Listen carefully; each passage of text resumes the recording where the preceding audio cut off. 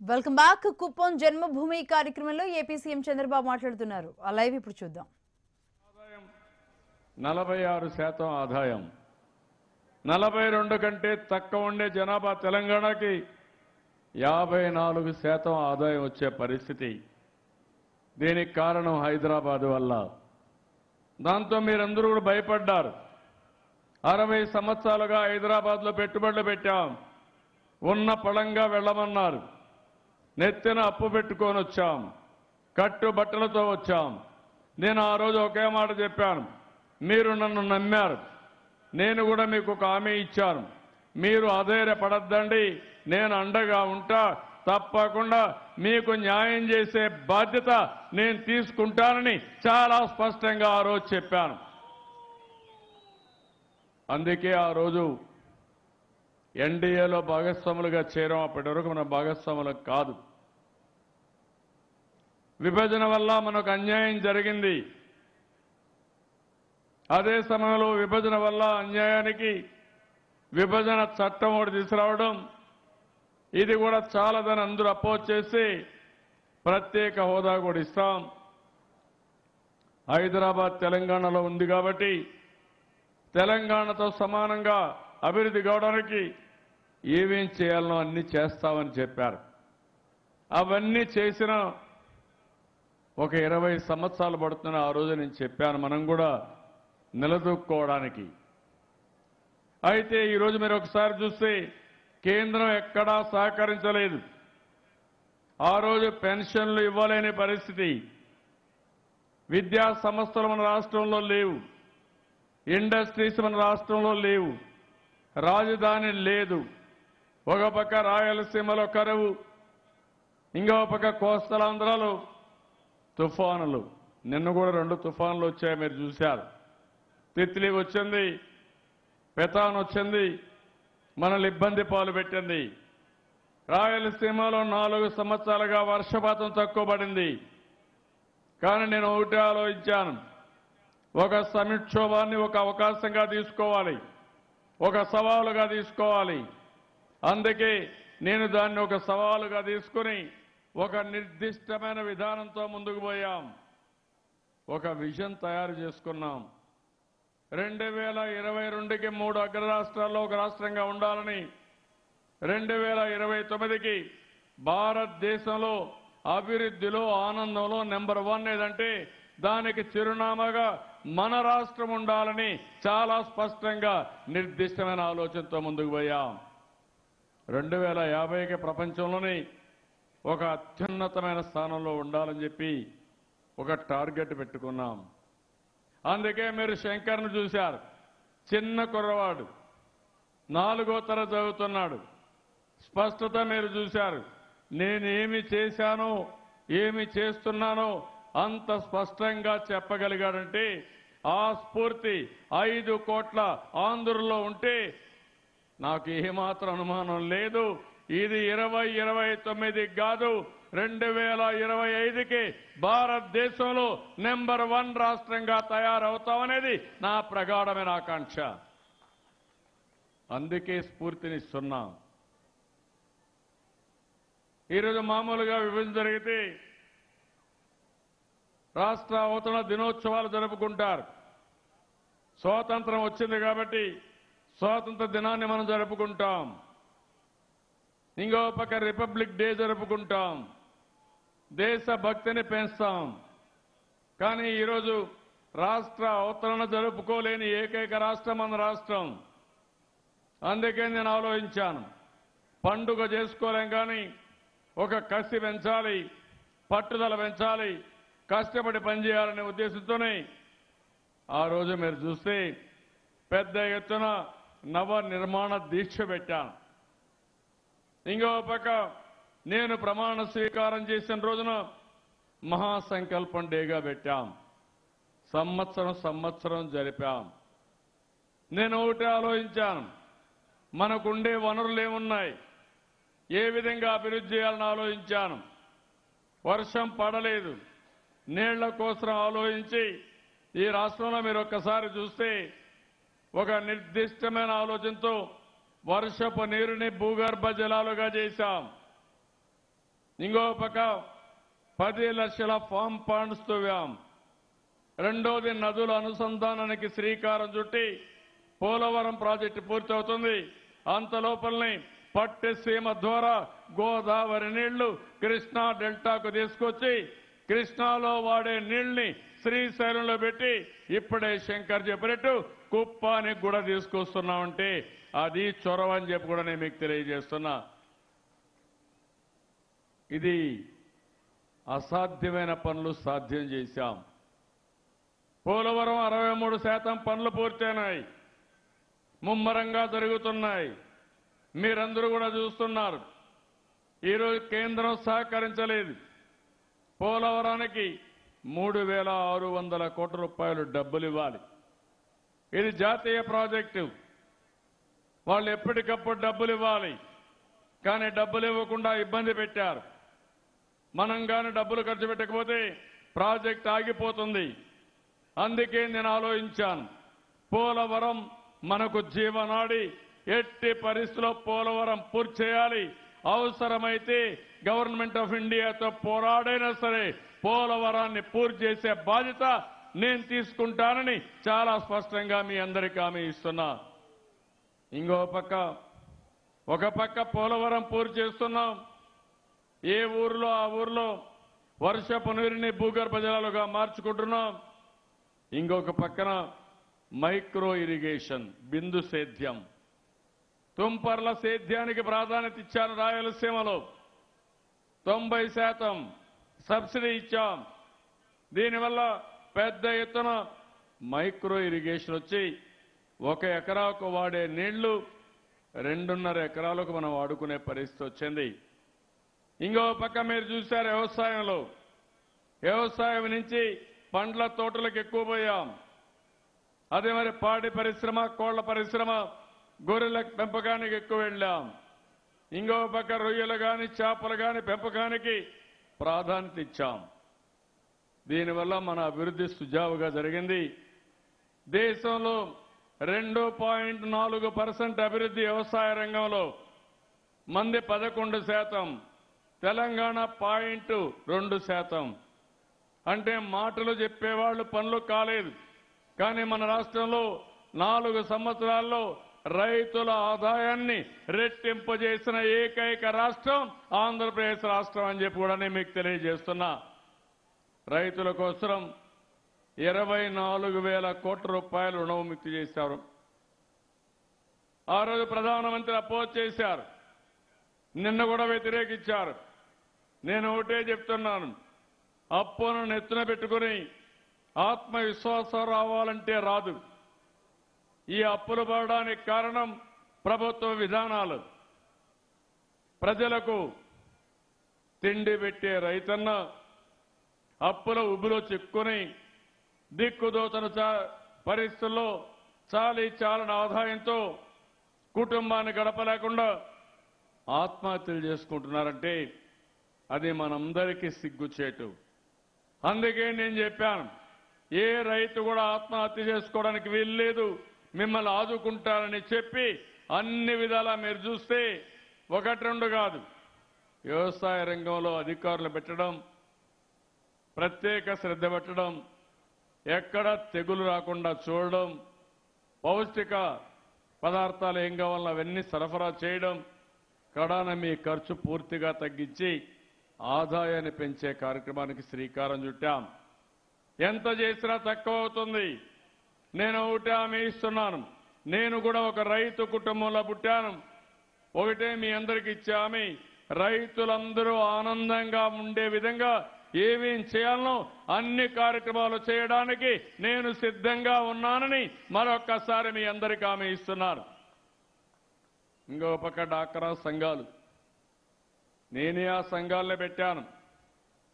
మీకందరికీ జ్ఞాపకం ఉంటుంది, ఒకప్పుడు ఇంట్లో నుంచి ఆడబిడ్డలు బయట వచ్చేవాళ్ళు కాదు, వంట ఇంటికే పరిమితం. నేను ఆ రోజు ఆలోచించి ఒక పిలిపించాను. జనాభాలో 50% మీరున్నారు, మీరు కూడా ఆత్మ గౌరవంతో బతకాలి, ఆత్మవిశ్వాసంతో ముందుకు పోవాలి. మీ శక్తి సామర్థ్యాలు మీ కుటుంబానికి సమాజానికి ఉపయోగపడాలని ఆ రోజు డాక్రా సంఘాలు తీసుకొచ్చాం. మళ్ళీ వచ్చిన కాంగ్రెస్ పార్టీ దీన్ని నిర్వీర్యం చేశారు.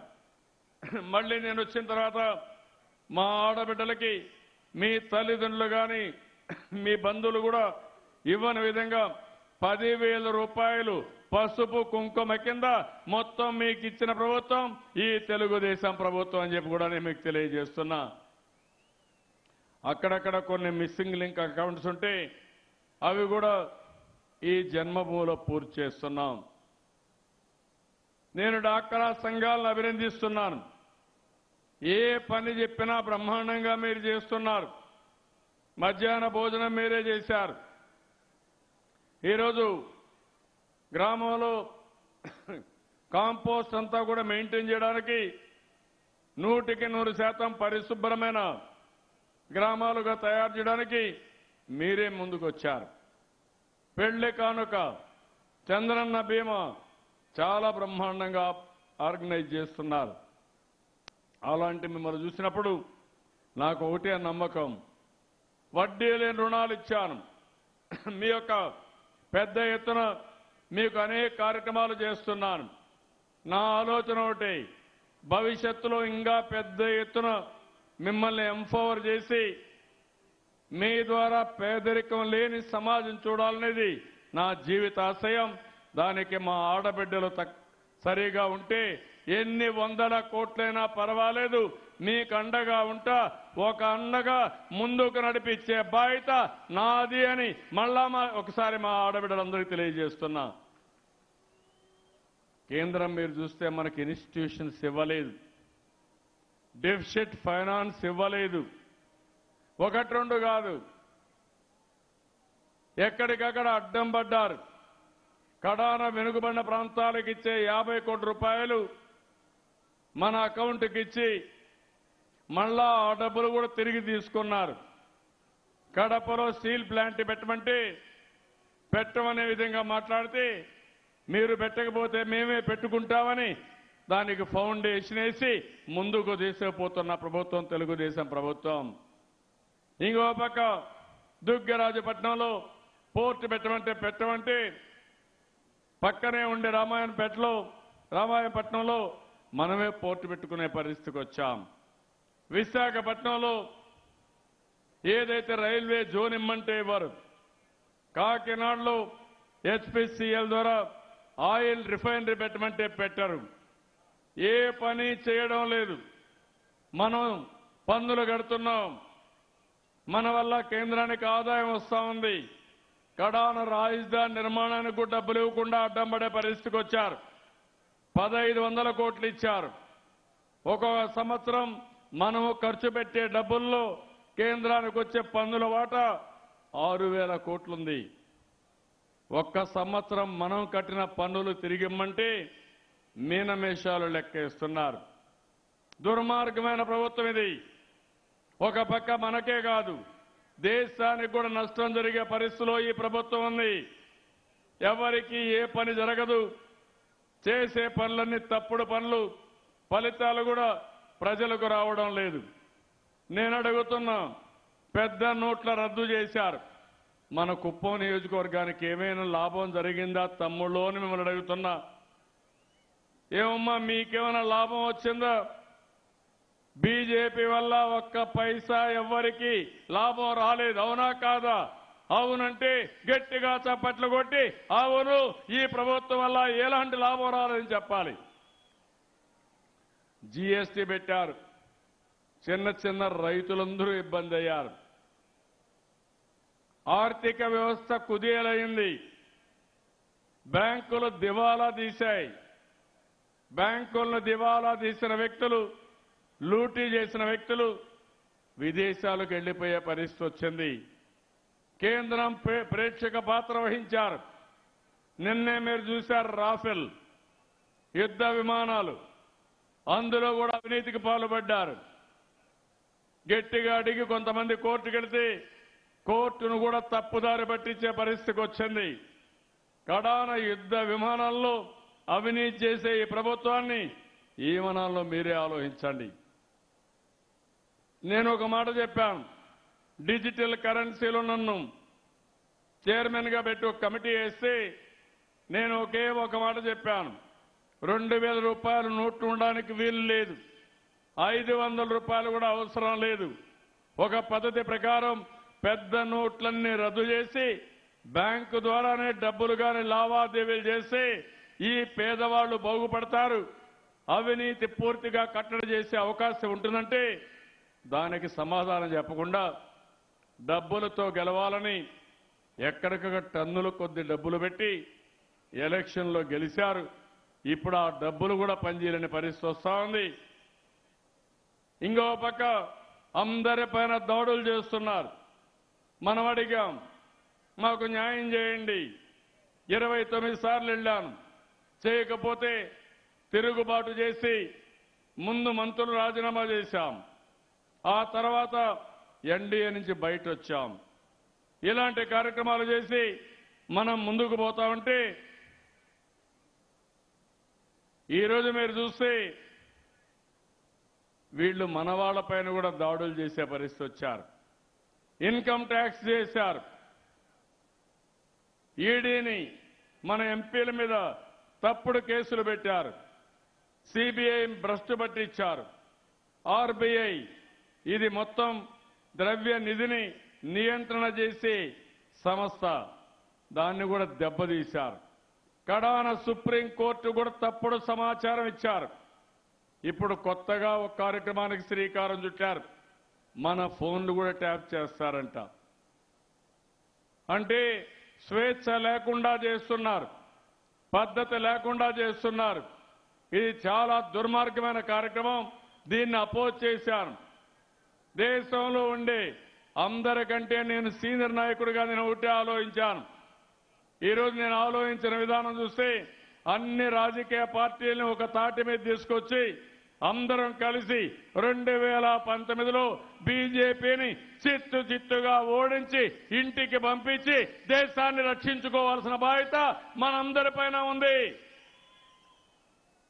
మన రాష్ట్రానికి న్యాయం జరగాలన్నా నిన్నే మీరు చూశారు, ముస్లింల పైన త్రిపుల్ తలాక్ చెల్లదన్నారు.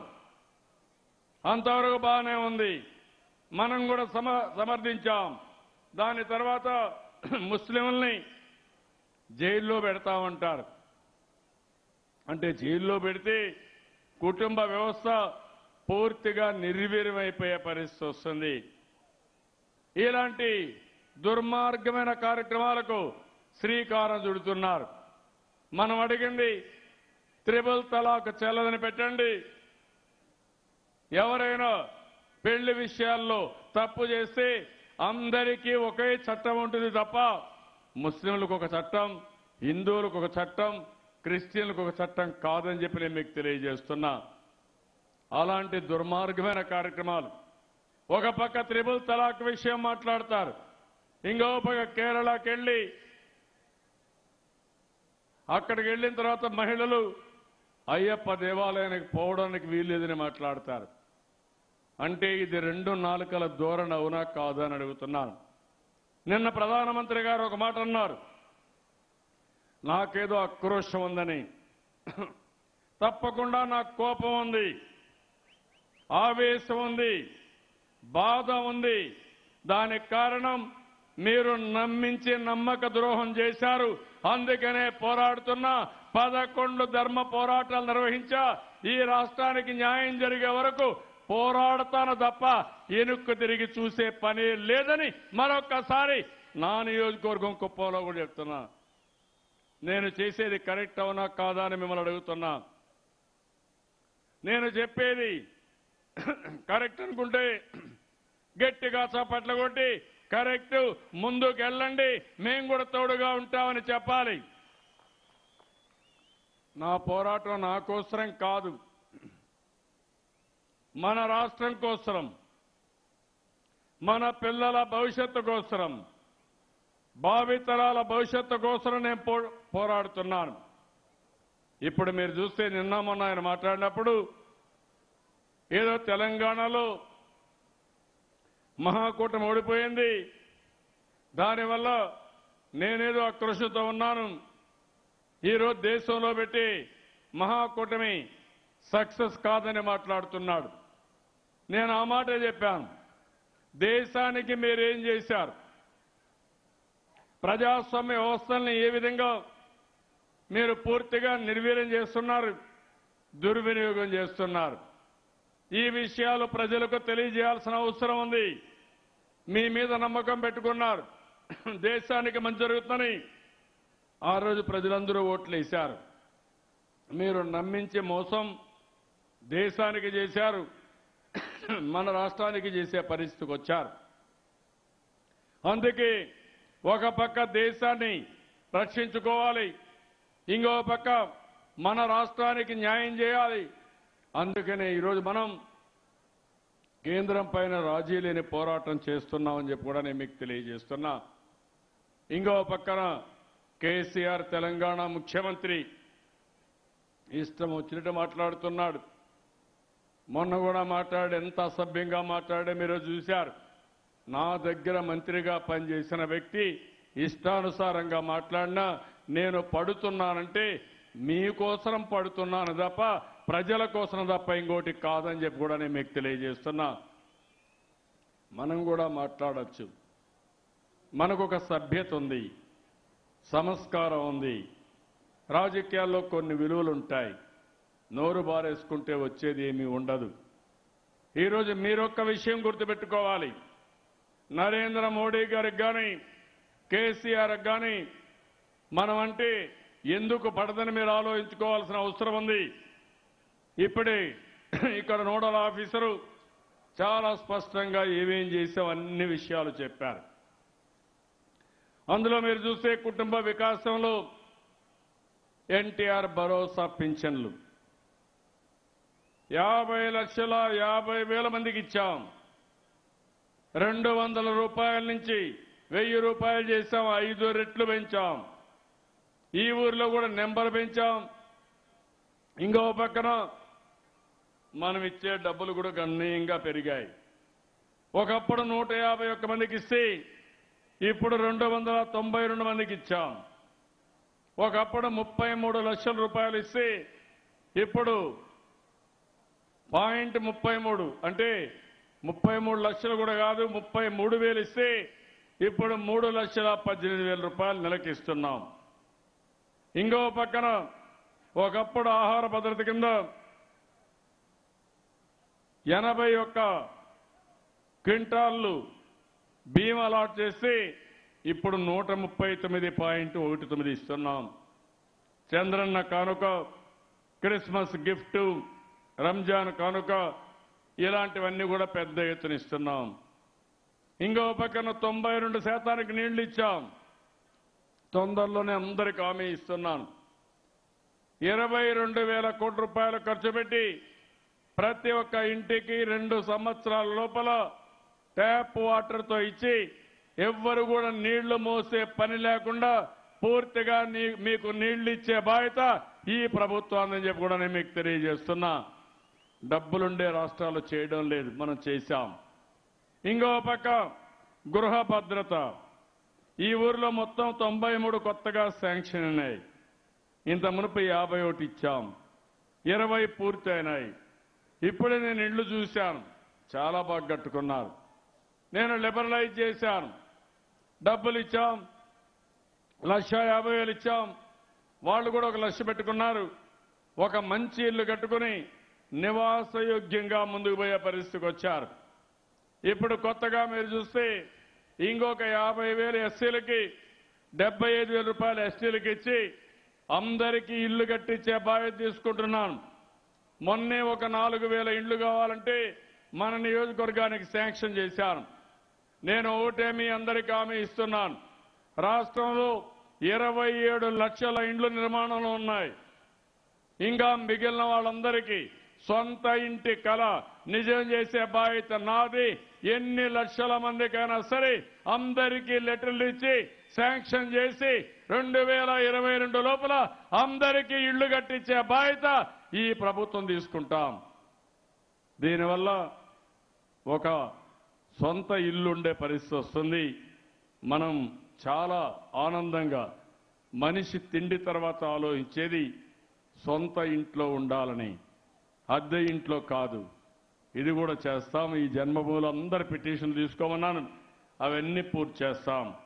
ఇంకో పక్క స్వచ్ఛ భారత్ తీసుకున్నాం, స్వచ్ఛ ఆంధ్రప్రదేశ్ తీసుకున్నాం. ఆ రిపోర్ట్ కూడా నేనే ఇచ్చాను, కానీ కేంద్రం నిధులు ఇవ్వలేదు. అయినా పర్వాలేదు, మరుగుదొడ్లన్నీ కట్టాం. ఈరోజు ఈ ఊర్లో మీరు చూస్తే అదనంగా 715 మరుగుదొడ్లు వచ్చాయి.